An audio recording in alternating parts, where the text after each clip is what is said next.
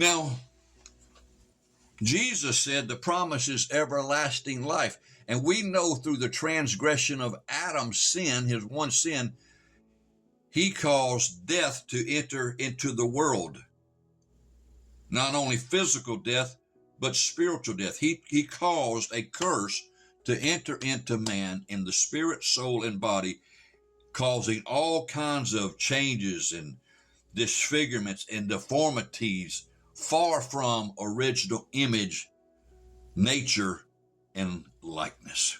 We're no longer like God in image and likeness. We became like Satan.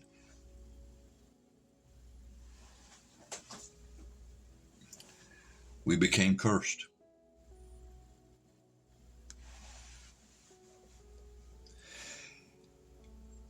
In that cursed condition, very important point coming here. In the midst of the garden, not only was the tree of, life, the tree of the knowledge of good and evil, the one that the Lord told them not to partake of, which they sinned against the Lord's command. That's what caused all this mess. But after they had sinned, and after all those curses had become them inside out, they were by nature now satanic. Children not of obedience, children not of righteousness and true holiness, but they were now creatures of sin. Just like the devil, but not so as educated to do evil like he was, but that was coming. I mean, look at us today. Look at Rome. Look at us today. And in that terrible condition, there was a tree there in the midst of that garden that the Lord said we must block them from this tree, lest they eat of it and live forever. In other words, forever cursed.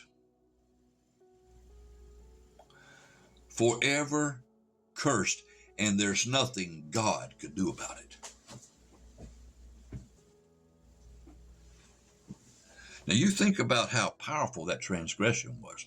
Not only did it slay the whole entire human race, detached us from God and attached us to Satan, sin, death, hell, the grave, separation from God.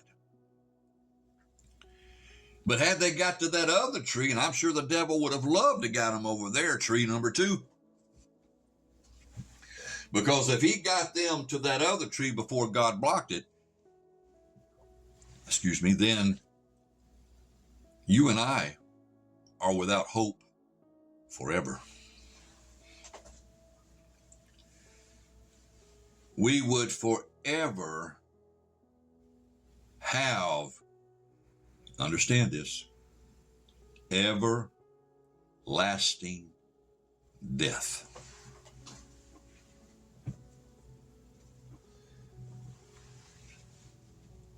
If we would have ate that tree and lived forever as sinners, corrupt to the core, rotten, ungodly, unholy by nature, inside and out because of Adam's sin, his sin that cursed him and us.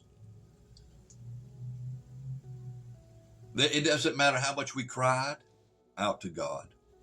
It wouldn't matter how much we willed our situation not to be that horrible.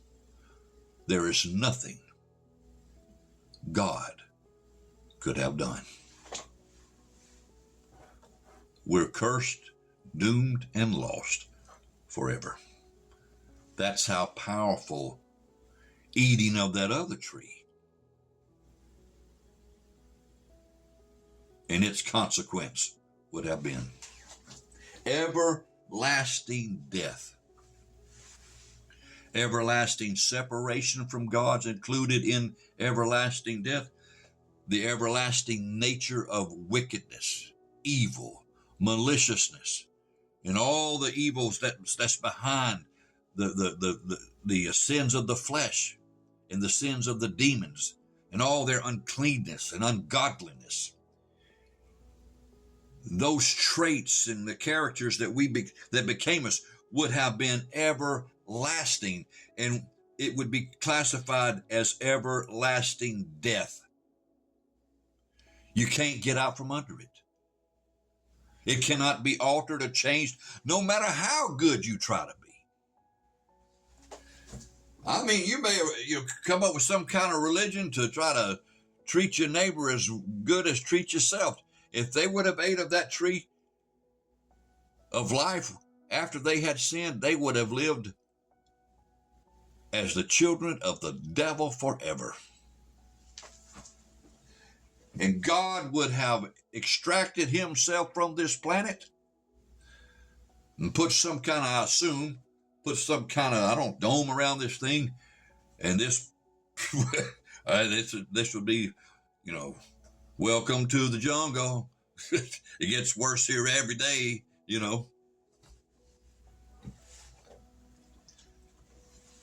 Everlasting death would be their everlasting existence. Now, the opposite of that, had Adam and Eve not sinned, they plus us who came from them through the sexual union, the blessing that God gave us, we would all have had everlasting life, which means that we remain in the original image that God created us. We remain in the original likeness that God made us. We remain in the image of the original nature of God's image and likeness, holy. We would remain holy. We would have remained sin-free. We would have remained curse-free. We would have remained joy-filled. We would have remained love of God filled. We would have remained sin-free filled. Everything according to the blessing of all God's goodness and peace and goodwill to man when he created him would have remained.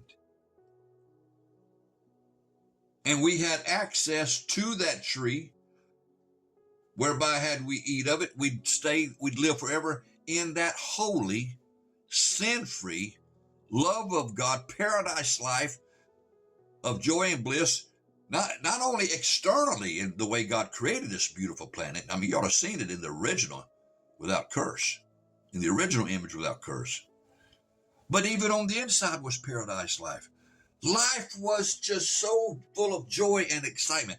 They didn't need no drugs or alcohol to try to make them feel at least something. No. The joy of the Lord was a part of their inside, their heart and soul image. And there was no sin to in any way, shape, or form dull it down. Their joy and our joy would have been full every day. Complete, total, inside satisfaction. You know how those guys, sometimes they got some beer and they're sitting on a pier and there's a, little beautiful sunset taking place, over the lake, and the ducks are flying, and, they say, well, I don't see how it could possibly get any better than this. Well, that's the way it would have truly been for us had Adam and Eve never sinned and brought this curse that changed everything from everlasting life to everlasting death.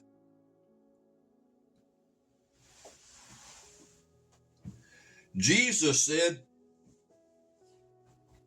"For God so loved the world that he gave his only begotten Son, so that whosoever received his Son, believed that he died and rose again for them, would have everlasting life."